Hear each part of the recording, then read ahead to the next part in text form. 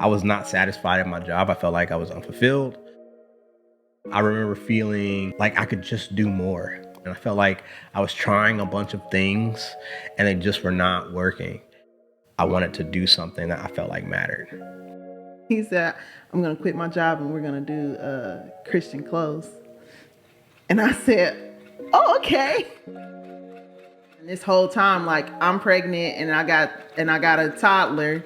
So I'm sitting there like, I don't know how we about to do this, but it looks like it's happening. I just believed in it because he was passionate about it. It had a good message, had a good purpose. And I was like, yeah, I'm going to support this. I'm going to back it. Started to go on this journey because I wanted to be serious about it. I didn't want to just do this to try to make a buck. This is legitimately, even to this day, still like a passion project of mine. And I wanted to take it serious. And I wanted to make sure that if I was going to put something on the shirt, that not only was it edifying to whoever is coming in contact with it, you feel something, but it's accurate.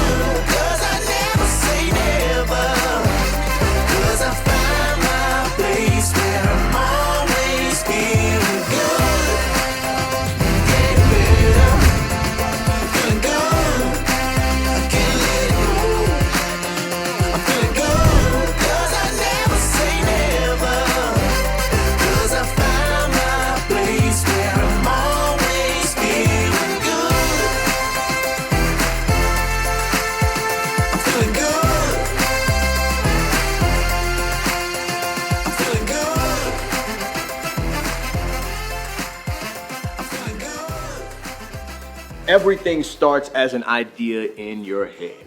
Now, once you have that idea, you have to have the willingness to pursue it, which takes courage, it takes confidence, and it takes you having the willingness to put yourself out there. And our guests today, April and Byron Elliott, have done just that. My name is David Gibson, and this is the QuEST series. As owners of Blacksheep Collective, a faith-based apparel company, as well as a design studio, they share with us their journey of expressing themselves through the art that they create, as well as how they build a community around ideas and messages and help individuals create their own identity. So, it's a lot of things that we discussed in this conversation. Join in with me as we sit down with Byron and April Elliott.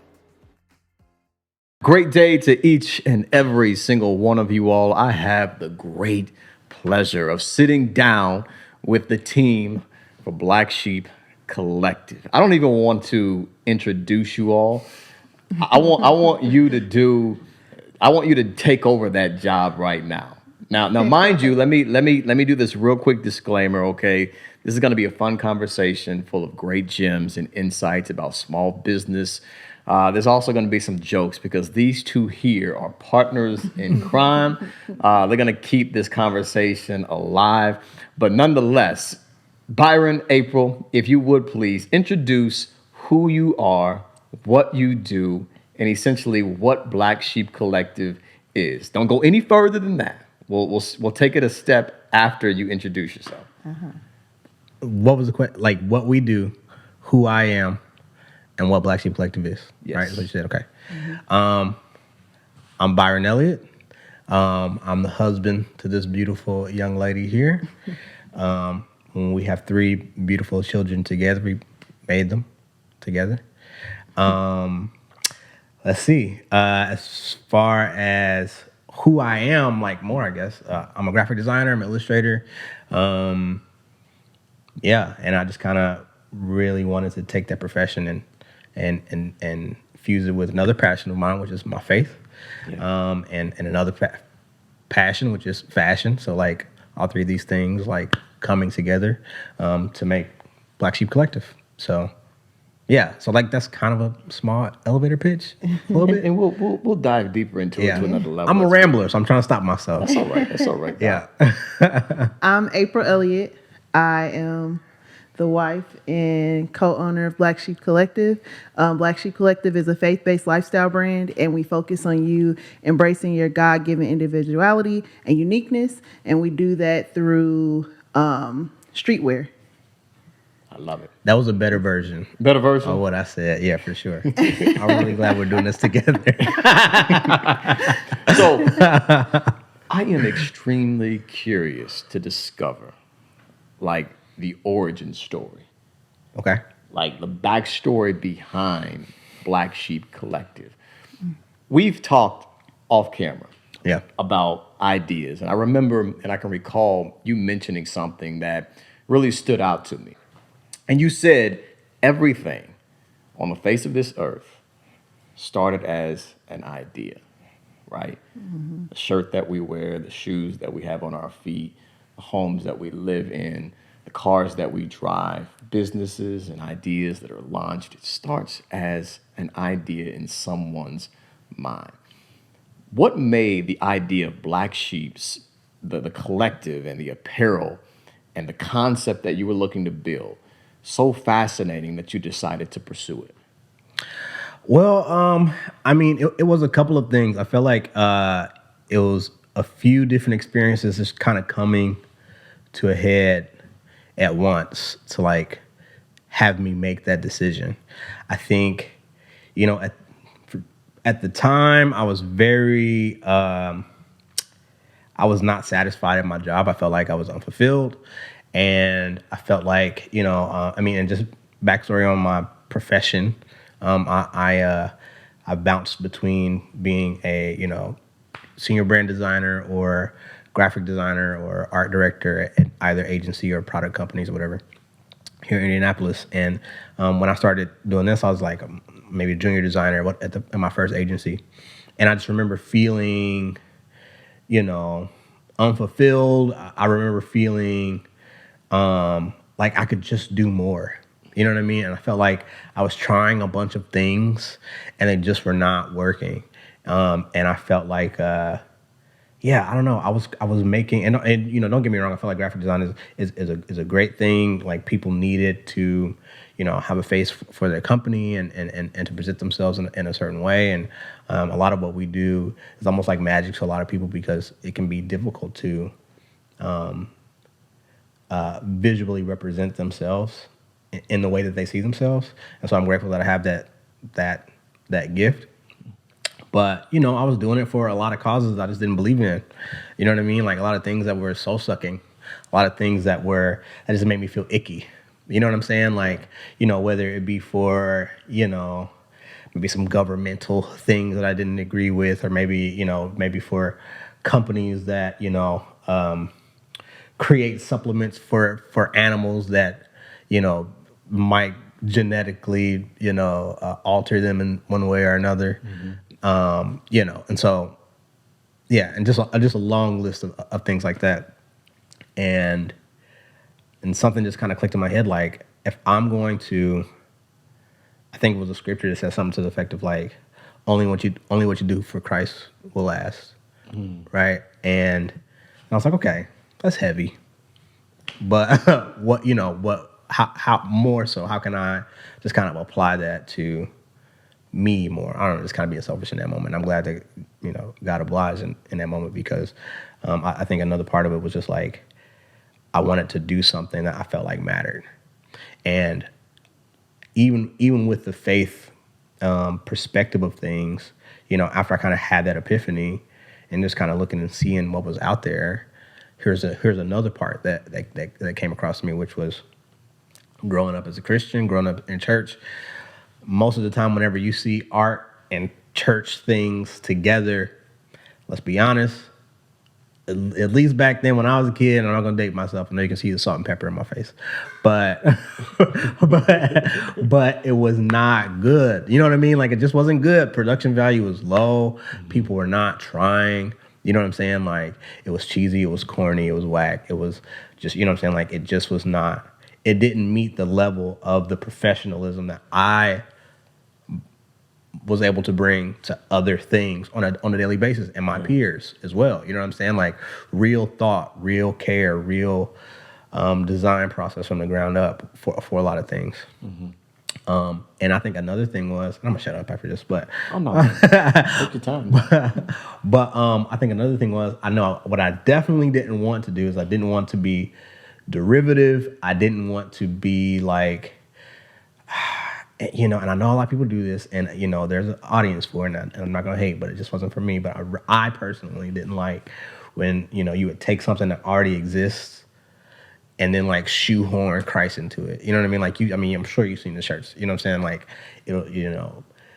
Nike sign, Jesus, just do it. You know what I mean? Or just pray it or something. Yeah. Or well, one thing me and April always joke about was like, well, Kit Kat, break me a piece of that Jesus. Break me a piece of that Jesus. You know what I mean? Like, I know I didn't want that. You know what I'm saying? And so I also I wanted to bring I don't know, a certain level of a different perspective, a different maybe even a subtlety. You know what I'm saying? Yeah. I wanted to, like, I know that there's a lot of symbolism and visuals that Western Christianity has associated with what is acceptable as a Christian thing. Yeah. You know what I'm saying? Whether it be the fish or the cross or whatever. But I feel like personally that Jesus and his concepts are bigger than that. You know what I'm saying? Like, God is bigger than that. And this is the last thing, I promise. But you're good, man. You're good. But it was one more thing that stuck out to me as I kind of like started to go on this journey, because I wanted to be serious about it. I didn't want to just do this to try to make a buck. I this is legitimately, even to this day, still like a passion project of mine. Yeah. You know what I'm saying? And I wanted to take it serious, and I wanted to make sure that if I was going to put something on a shirt, that not only was it edifying to whoever is, coming in contact with it, you feel something, but it's accurate. You know what I'm saying? And so I started to do some more studying. And one of the most fascinating things to me about Jesus, and this has become very like sermony right now, so you just let me know. Come on, man, just preach. but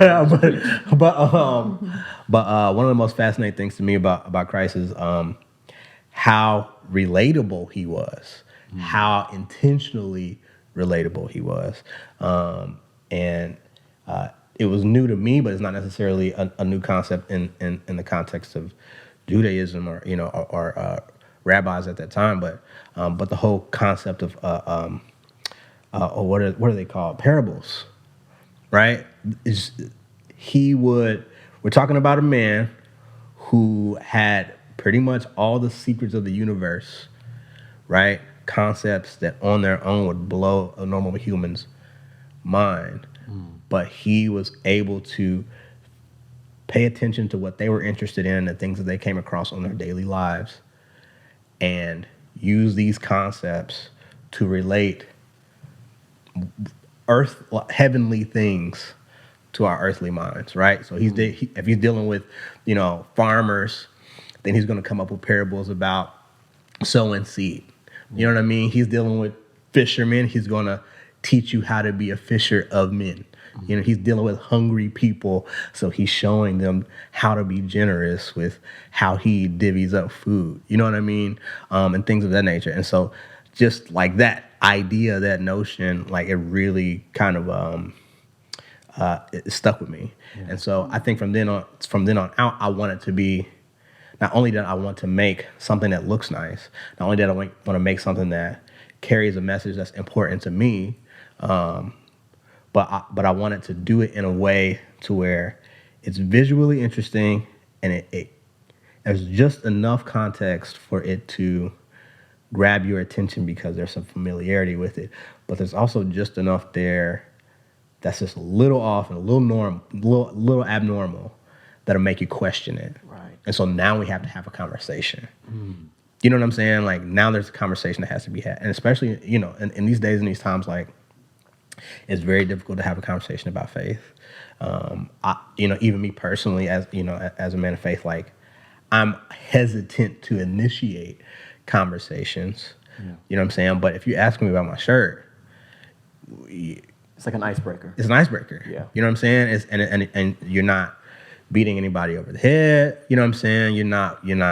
I'm always weary of leading with the scripture when dealing with someone in the first place. I always want to lead with my heart, right. or at the very least try to be an example in certain areas. You know what I'm saying? But like, if you ask me about my weird shirt, then we're gonna talk about it. You know what I'm saying? And nobody's getting offended. And even if they are, at least they're understanding my perspective. You know what I'm saying? And it's giving me a chance to also learn your perspective. And I feel like at the end of the day, like that's what it's like to just be human on this earth. And honestly, I feel like that's what Christ wants for us anyway. It's just to treat each other better, at least try to understand each other, and to not automatically put ourselves above someone else.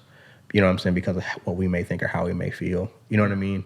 I feel like a lot of things that we're dealing with nowadays are heart issues anyway. Yeah. So that's the end of my sermon. That's the end of my TED Talk. Family, as the theologian, Byron Elliott has just given us the message. I love it, but you just never know who's on the receiving end, and somebody may need to hear that, right? To have the boldness to stand in their truth. And I want to kind of elaborate more on that. But before we do that, let's kind of backtrack on the journey and the evolution of Blacksheep Collective. So you're going through this season or this chapter in your life where you notice that you're lacking fulfillment. You're not utilizing your skills, your unique abilities, and there's no deep gratification for the work that you're doing. So this idea starts turning in your head where you're like, I can tie fashion and faith, and I can share messages that spark conversations, that connect people, and ultimately highlight truth. Yeah. As you're going through this process, right, you have this natural ability to be creative. You have a gift of expression through art. But I also know you shared it with your wife, who has the business strategies and the business implementation, where she can apply the idea to some systems and some processes and create a business model around that. Absolutely. As you're going through those steps, like, can you kind of walk me through those dynamics as you guys are having these conversations of like, yo, I've got this idea, April. Well, what is it, Byron? Where can we go with this? Well, when we first started out, it was funny because we had, I think I was pregnant with Alex. I think so. I was pregnant with Alex. I didn't know I was pregnant. At least that's when the idea. Yeah, and when he had said it at first, I was like, oh, okay. Like you want to do clothes? No, first he said he wanted to quit his job. Yeah. And then he said, I'm going to quit my job and we're going to do Christian clothes. And I said, oh, okay. Is that what we're doing? So then I didn't know anything. Like, I'm familiar with business plans and things of that nature, just from how I grew up. Mm-hmm. So when I was like, well, okay, because sometimes he can get excited, and then I was like, let's see where this goes. So then he just, like, I don't know, the idea just got a hold of him. And then as he was coming back, he started, I told him, I said, well, how many designs are you trying to start out with? And I was like, I think if you have like at least 2, then that should be fine. He said, I'll do you one better. I'm going to do 4. So after that, he just went and then he started getting all that stuff sketched up. And this whole time, like, I'm pregnant and I got a toddler. So I'm sitting there like, I don't know how we about to do this, but it looks like it's happening. Like, so after that, he kept with his sketches and stuff. And then eventually, actually, he ended up going down part-time on his job. And then, I think 6 months later, he had, quit. He was like, this is what I'm doing full-time. And at first, it was a little scary because I was like, I don't know how this is going to work. But we never went hungry and nothing was ever cut off. So I'm just grateful for that. I also, and not to cut you off, but I also was doing freelance stuff, yeah. At the same time. You know what I mean? So it was like, it was freelance and starting this thing.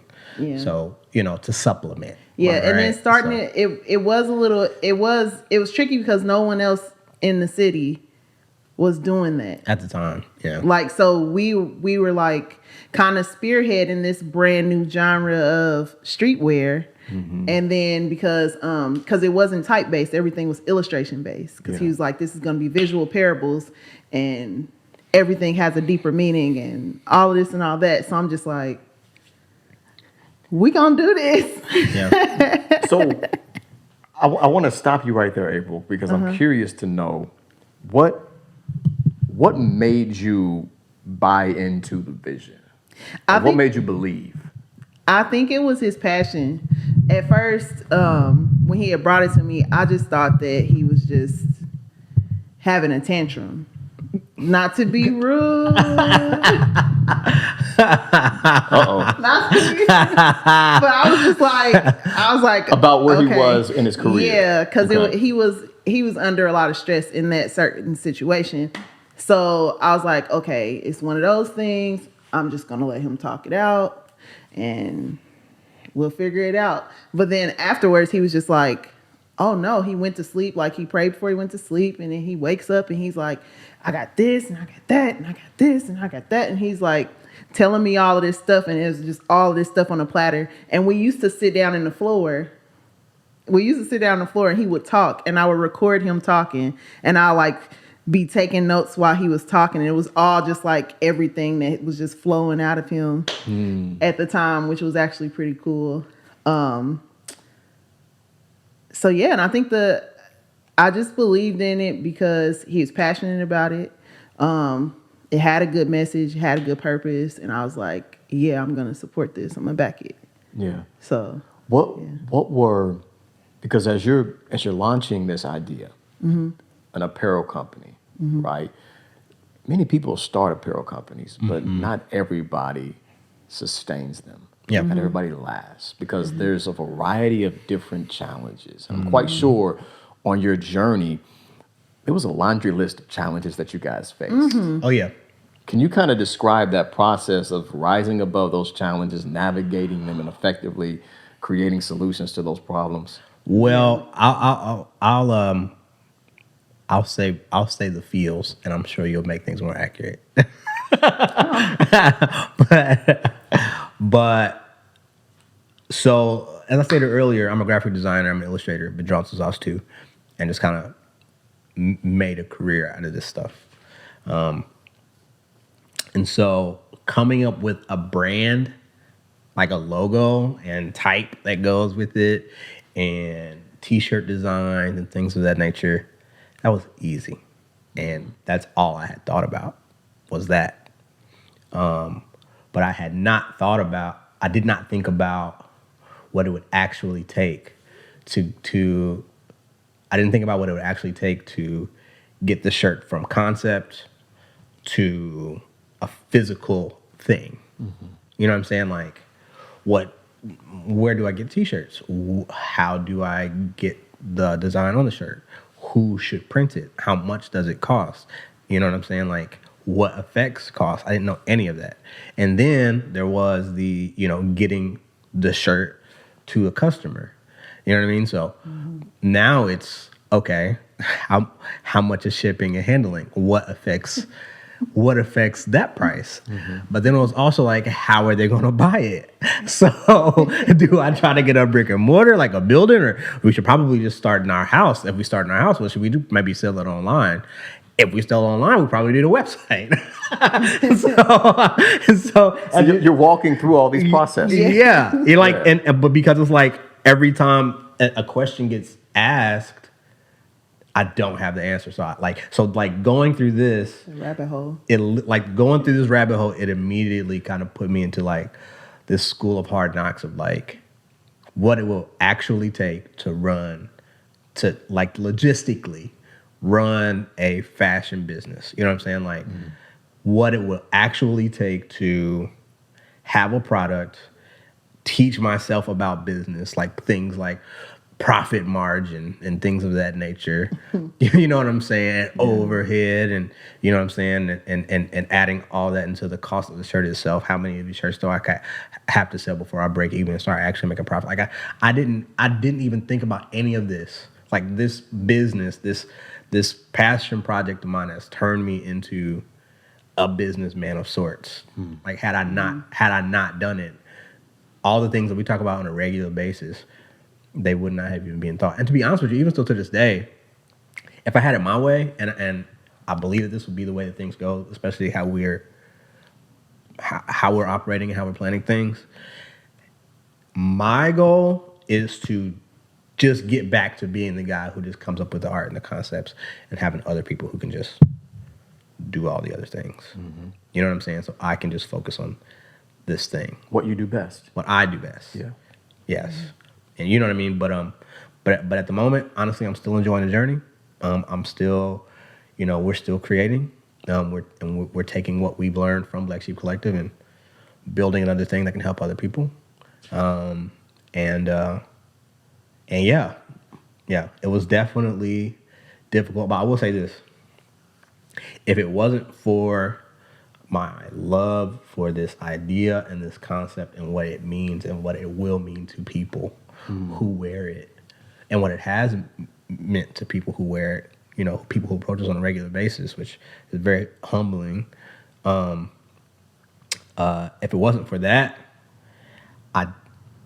this thing can break people. Like if you're not all in.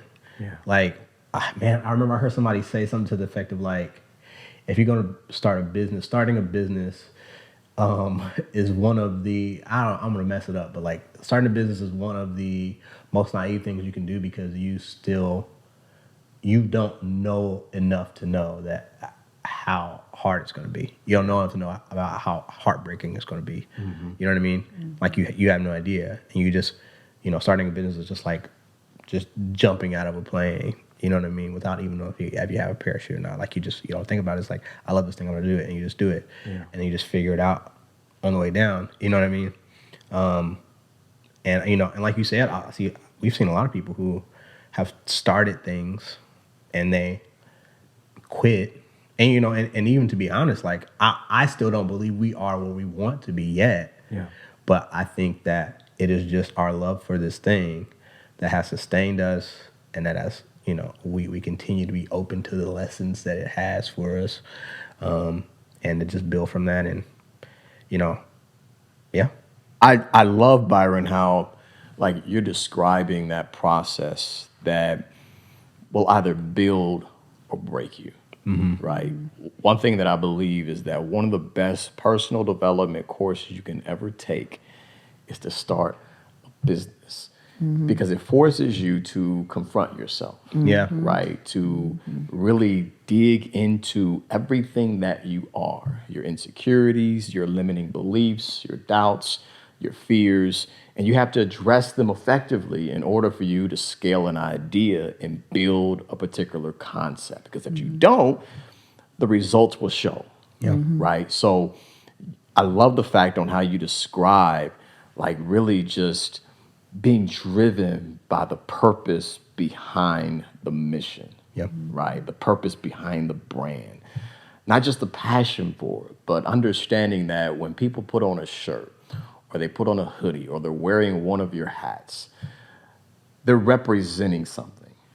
And they can spark conversations. And ultimately, from a religious standpoint, right, you can save souls. You can enlighten perspectives. You can help people discover more about themselves. Can you kind of elaborate in more detail how much influence your purpose has had on you staying consistent and continuing to persevere during those difficult moments? And April, please feel free to chime in on this as well. Oh yeah, because I'm sure, just from her perspective, I'd be interested to hear that too. But like, I know for me, even as a man of faith, and as a human being, I'll say, let's start there. I do not always feel I personally am being the best representative of this idea, right?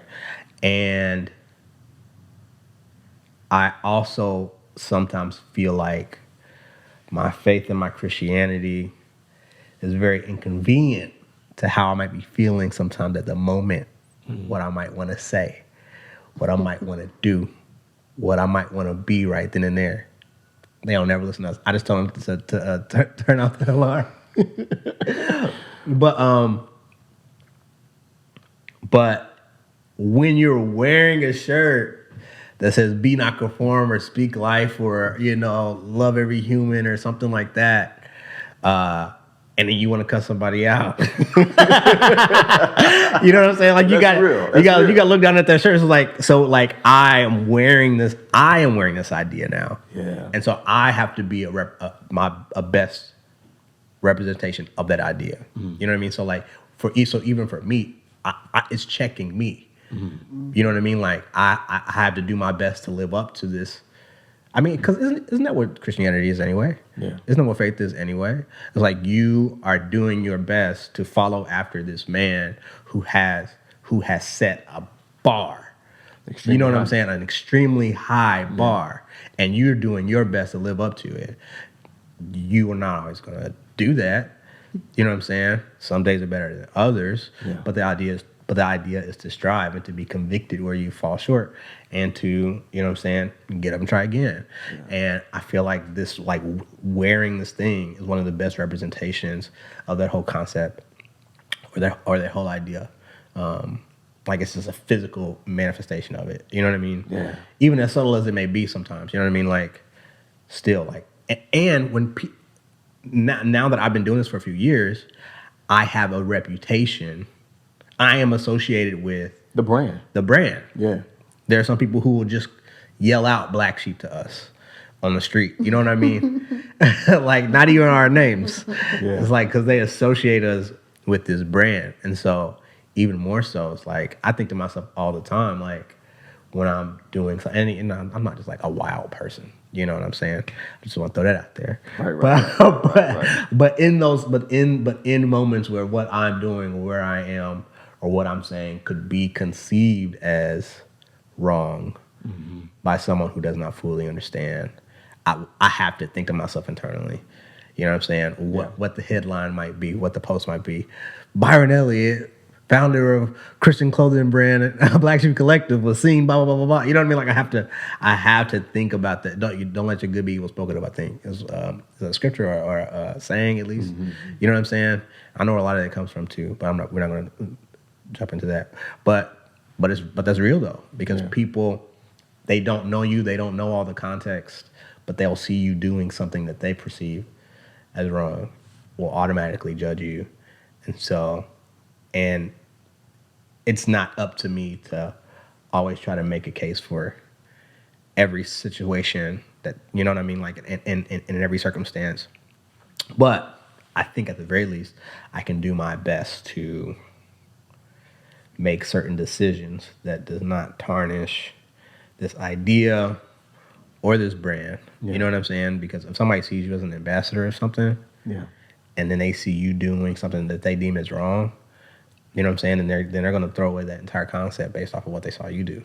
Yeah. So yeah, like, so it holds me to a standard that's a lot of times I'm really not comfortable with and don't always want to do, but I do it because I know that it's the right thing, and I know and I know ultimately what I'm representing, and you know. So, but I honestly think that that's where the impact is made, right? Like we're all a work in progress, and to inspire people, to influence individuals in a positive way, it's not about being perfect. Yeah. It's more about demonstrating how you deal with your imperfections. Yeah, I mean, and to be honest with you, I wholeheartedly believe, and I promise I'm gonna shut up, but you asking these questions, and they're good. but I wholeheartedly believe that the minister, the evangelist, the whoever you are, you know what I'm saying, in that realm, the most powerful weapon that you can have, the most powerful asset that you have is your testimony. And I feel like a lot of people believe that if you tell someone what you used to be and how you used to be and what you've done, then they will devalue you. They will see you as less than. They will discredit you. You know what I'm saying? So on and so forth. And I guess this is almost counterintuitive to what I said earlier. But you know, I believe that it's that part that tell them your story. What were you? You know what I'm saying? Like, how did you get to this place now? You know what I mean? Like scriptures are great. You know what I'm saying? Telling the stories are great. But how does it relate to you? How did this being bring you out of, you know what I'm saying, your drug abuse? How did this being bring you out of your violent streaks? How did it bring you out of, you know what I'm saying, you know, being the abuser in relationships? Like, how did this affect you? You know what I'm saying? Like, and when you hear that story, then it's like, dang, well, if that happened for them, maybe that can happen for me. You know what I'm saying? Like, we're not that different, you know? And I feel like, yeah, we just need more of that. Just more people being honest. Be honest about who you were, where you started. Even be honest about what you still struggle with. Right. You know? Let people know that you're human, because I feel like one of the where the church really fails a lot of times. A lot of churches, I'm not gonna say all churches, or anything like that. But where a lot of churches fail is that a lot of people, man, they look at those buildings, or they look at these people on these posters, and all they see is perfect people, and they say to themselves, "I'm not perfect. I can't go there." Yeah. Or even worse, when they see someone who is trying to portray themselves as being perfect, and then you see them do wrong. Yeah. You know what I'm saying? It's like, I saw him do that. You know what I mean? So it's like, I feel like it's so much better to just come out and be like, look, listen, I am not perfect. I have done wrong. I am still a work in progress. I believe this thing is helping me to be a better person. Yeah. And I know that in itself is really what helps connect your community and people that wear your apparel with your brand. You know, that's one thing that I admire about it. There's subtle but powerful and profound messages in your apparel. Yeah. Right? Where anybody can throw it on and they're rocking it because they love the design, right? They love the colors. They love the images that are being displayed on that t-shirt, on that hoodie, on their hat. But at the same time, there's truth that's being communicated. Yeah. Right? And it's evident that thought was put into every single detail as you're creating every single product. Now, before we move on to the next question that I have in mind, I've got it in the back of my head right now. I'm going to keep it stored right there. I want to get your take on the last question, April, on really how the purpose behind what you all are doing has driven you to navigate those challenges and those obstacles that you face? Well, Black Sheep is community, right? So you'll come across a lot of people who they feel as though they're the black sheep in their family or in what they do or where they're at, where they're positioned at. And honestly, like our community really helped me when it comes to getting through, because it's like when we're in the trenches, all we see is us trying to get ourselves out. But then I feel like every time when we get really close to just like taking a break, not quitting, we never wanted to quit, but like when we were just like, you know what, we're just going to take a little break, then we always get that one random person from the Black Sheep community that's just like, hey, I just wanted to reach out because I wore this shirt today and I got a lot of compliments and it really lifted my spirits because I wasn't feeling too great today. And I'm like, oh my gosh, this is what it's about. Like everybody's just kind of uplifting everybody. And then in that process, it helps the both of us, because sometimes when you're behind the scenes, all you see is, you know, where you want to be at or where you're trying to go or all of this stuff.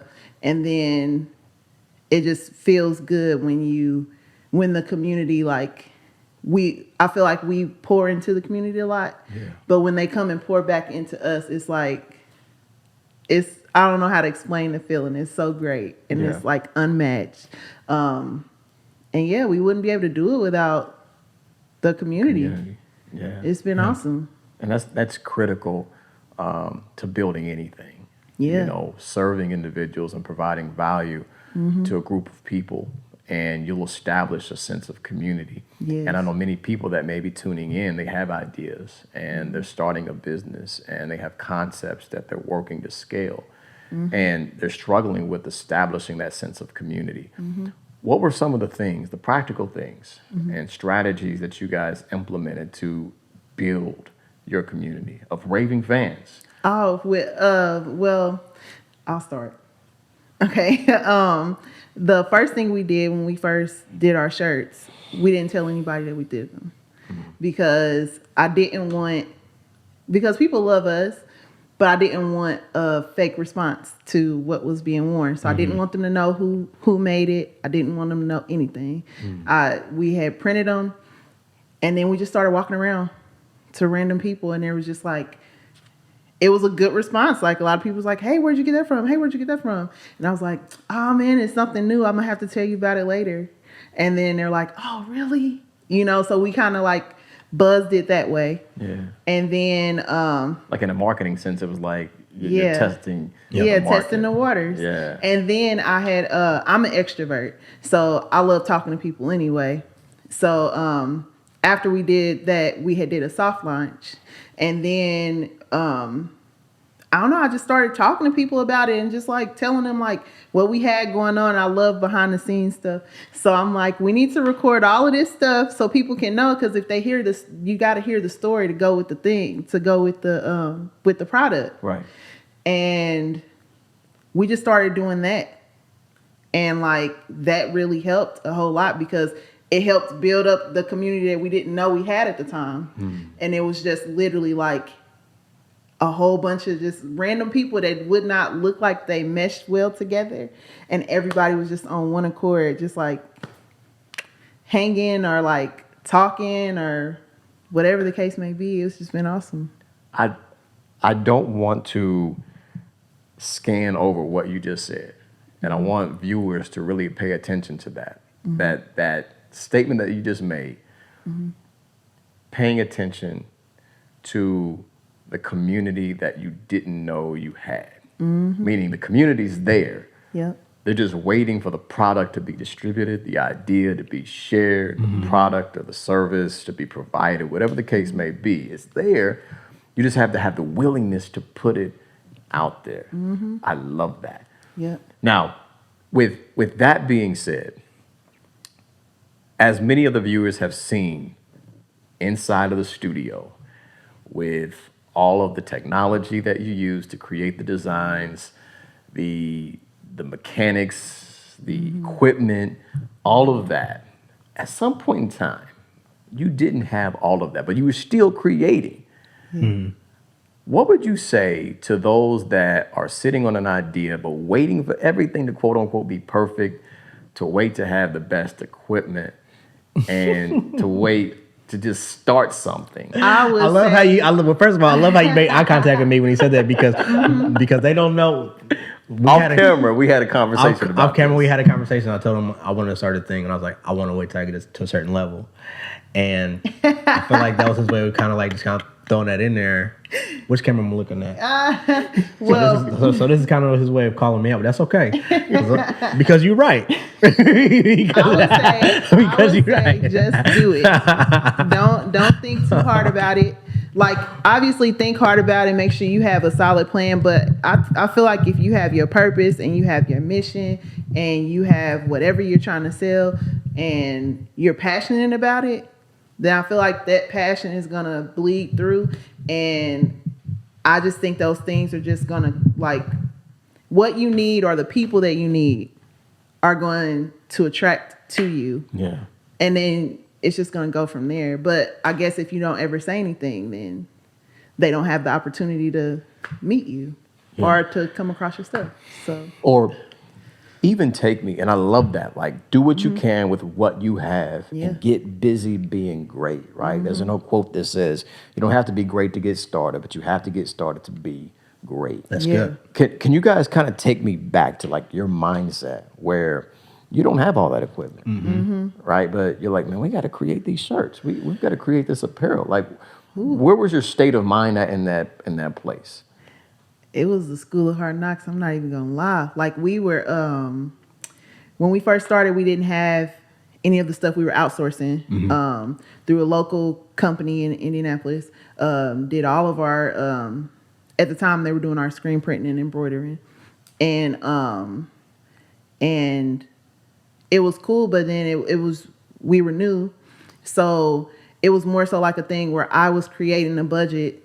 Like, I created the budget for our house, and then with the extra money that we had, I created the budget for Black Sheep.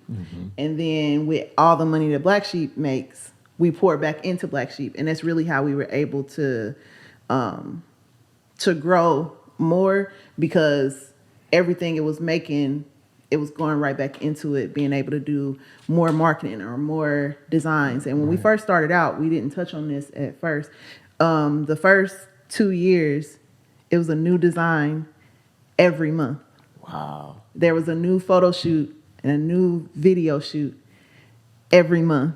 And we were locked. That's how we were putting out stuff. It was just a lot of content. Consistency. Yeah. But it was draining. I'm not even gonna lie. Yeah. Trying to get, because we're at the time, like we're getting the money to get the prints, and then we have to print the shirts in enough time so that we can get the photo shoot, and then now we have to get the photographers, videographers on the same page, and then get models to fit within these guidelines so that we can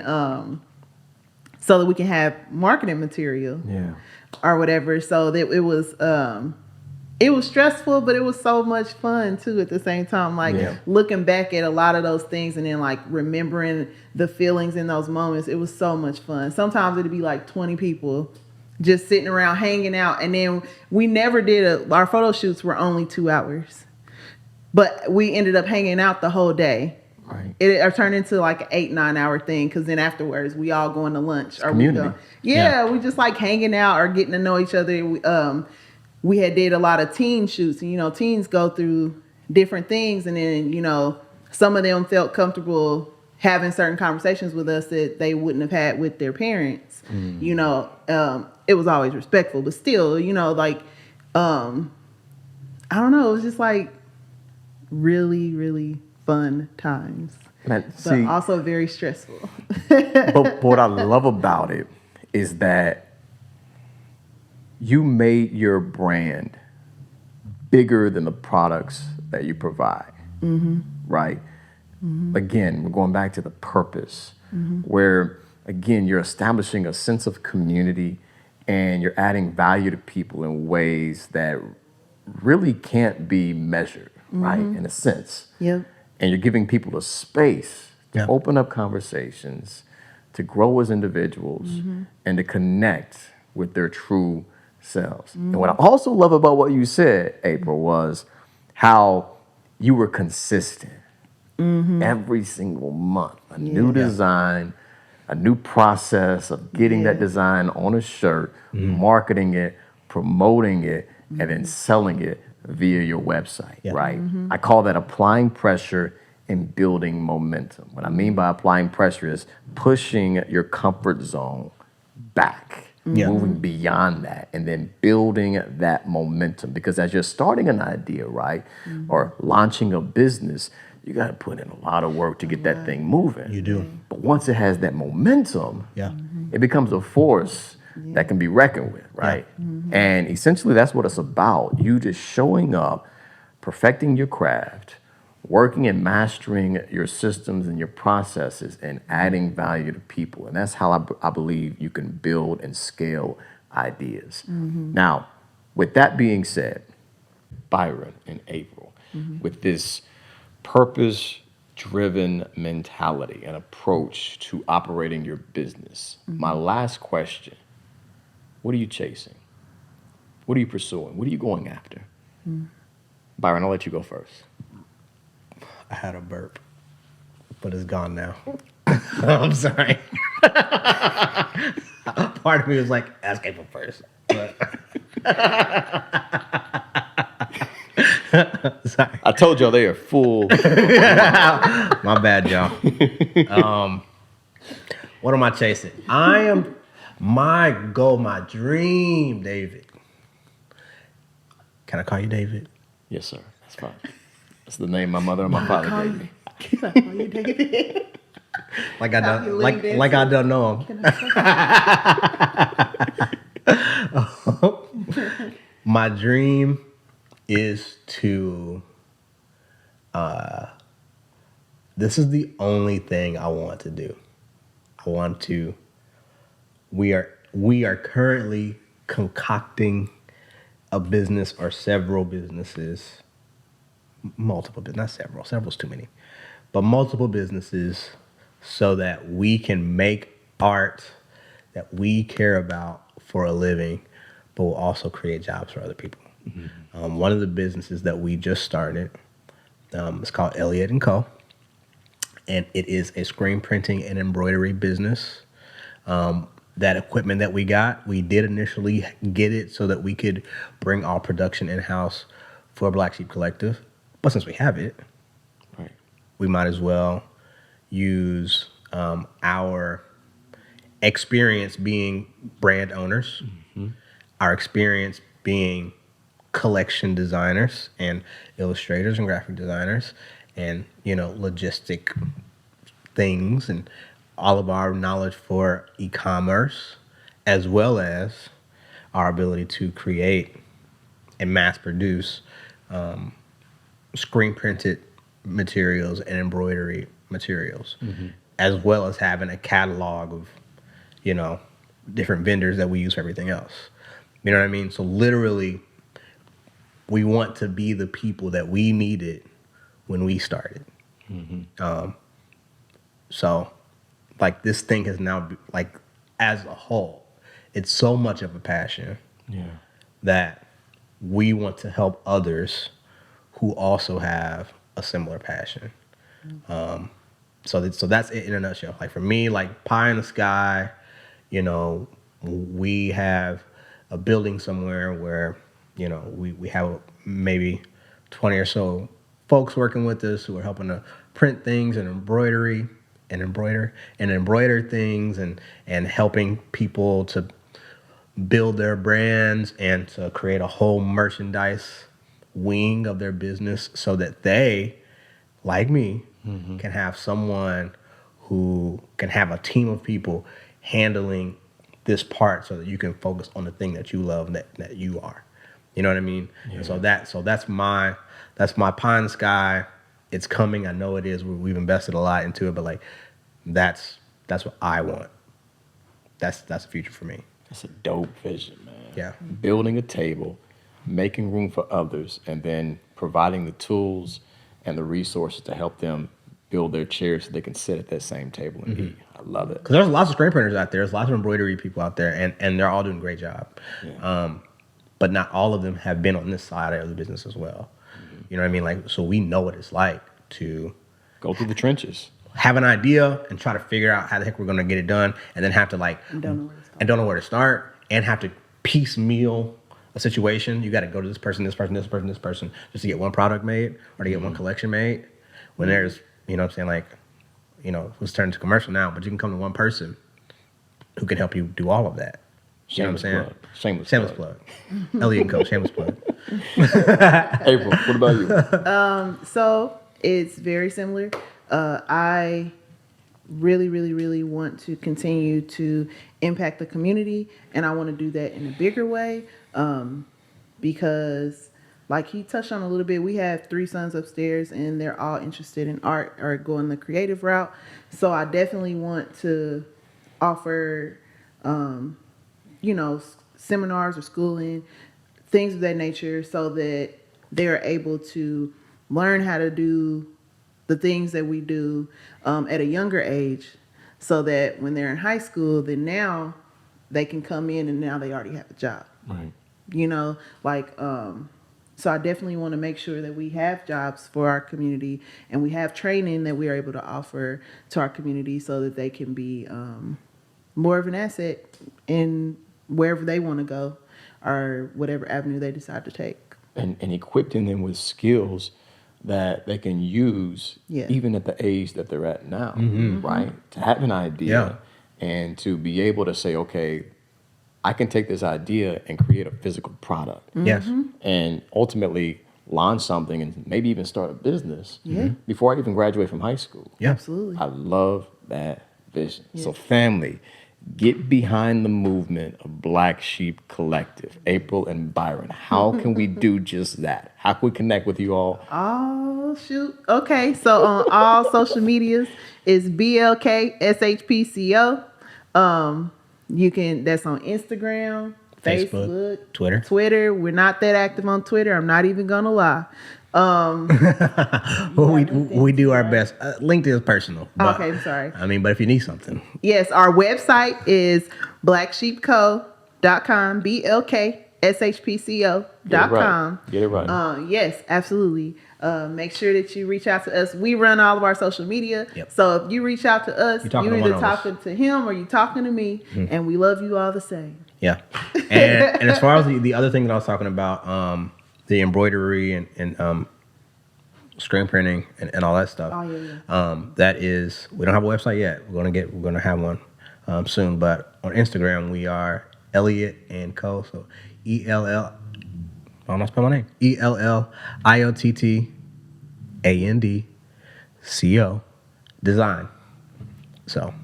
Awesome. Notice you gotta look at Elliott his wife. and Co. Design. You gotta look at your wife to make sure you get it right. She's my memory. I gotta make sure that. So all artists, fashion connoisseurs, be sure to tap in. They're creating a bridge to opportunities and open up new possibilities with this concept. Also, before we do wrap it up, we do have a special announcement. 2 of us got the memo. The 3rd, I don't know what happened. I mean, Byron, you want to make that announcement? What we got coming up? First of all, the company's called Black Sheep. I'm not trying to be like everybody. But no. JK. So here's the announcement. David, can I call you David? For the second, third. Can I call you? It's how he leans into That's it. the name my mama and my father gave me, so you can call me that, all right? I give you permission. Me and us and Mr. Gibson, we decided to collaborate on a t-shirt design. Yes, sir. It says "Speak it into existence." So this design is derived from it's inspired by a lot of the things that David has said on his social media. It's like a lot of things that he kind of preaches on and harps on is the words we choose. Even when he came in here, he was designing his sentences so that he can manifest certain things, right? And so I love that. And not only is that aspirational, it is biblically accurate. if that's a thing for you. But I mean, but it's true. You know, it's true, and I believe it's a message that will edify and change anybody's life if you wholeheartedly believe in that concept. And so, and it falls right in line with everything that we are already thinking and feeling, and what our brand is all about. Just encouraging people to be better versions of themselves. Yeah. And so we teamed up on this shirt design. You should buy one because they're dope. You can go to the Black Sheep Collective website. Yes. At the moment, right now, as you guys are watching this episode, it is live. So be sure to tap in, order it in for yourself, your spouse, your significant other, your children, the cat, the dog, even the goldfish. You may have some size. You know what? We might do a sticker for the goldfish's tank. So that's what I'm talking about. An artist mentality at all times. Spinning it. We got to spin it. Take the design, put it on something. But with all of that being said, Byron, April, Black Sheep Collective, I appreciate you guys sharing your story. The time that we have spent has been extremely valuable. I'm quite sure many people got some great insights and gems from your story. Keep up the great and phenomenal work. And again, family, like Byron mentioned, speak it into existence. That's what I want you to do right now. Whatever it is that you want, speak it. I may not be able to hear you, but I want to feel your energy through this video. Speak it into existence, all right? Call for things that are not as though they were. The more you speak it, the more you become it. As you become it, you're going to start attracting it. And that's what it's about, okay? Create the vibration of having something. And the more and more you establish that vibration, the easier and the faster you're going to attract it. I sound like you, Byron, okay? I know. I'm 4 or 5 I'm looking for the collection plate. But in the meantime, okay? Do I send my ties to you? In the meantime, family, what I want you to do is this. I want you to be effective, be successful, live with some passion, and 3 pounds to your chest. Byron and April, if you will, please join in with me. 1, 2, 3. Be powerful. Stay tuned. We got many more episodes coming, so be sure to lock in.